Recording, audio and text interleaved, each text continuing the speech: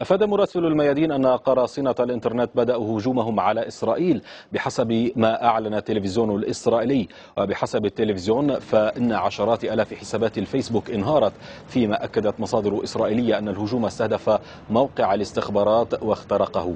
وكانت مجموعة تدعى أوب إسرائيل قد هددت بأنها ستشن هجومها على إسرائيل بهدف شطبها عن الشبكة، موضحة أنها قررت جعل 7 نيسان أبريل يوما عالميا للمقاومات الإلكترونية.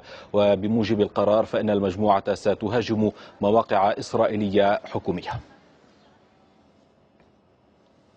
ومن فلسطين ينضم إلينا مدير مكتب الميادين ناصر اللحام. مرحبا ناصر، ما هي آخر المعلومات حول هذه الهجمة الإلكترونية على إسرائيل، وإلى أي مدى يمكن أن تؤثر على إسرائيل؟ سقطت المواقع الإسرائيلية، سقطت عزيز المقتدر، موقع المواقع الحكومية جميعا، موقع دائرة الهجرة اليهودية، حتى موقع محاكم القضاء وغيرها جميعها سقطت، وظهر على معظمها صور ساعد العيساوي، سامر العيساوي، الأسير سامر العيساوي. روني بكار مدير دائرة السايبر والمعلومات الإنترنت في إسرائيل يقول: نحن لا نستطيع أن نفعل شيء سوى أن نشاهد الحرب. إسرائيل استخدمت قراصنة للرد وبدأت بضرب مواقع في باكستان، حتى مواقع إخبارية كانتقام من الجميع تتهم الفلسطينيين واللبنانيين، لكن إسرائيل سقطت اليوم عن الإنترنت.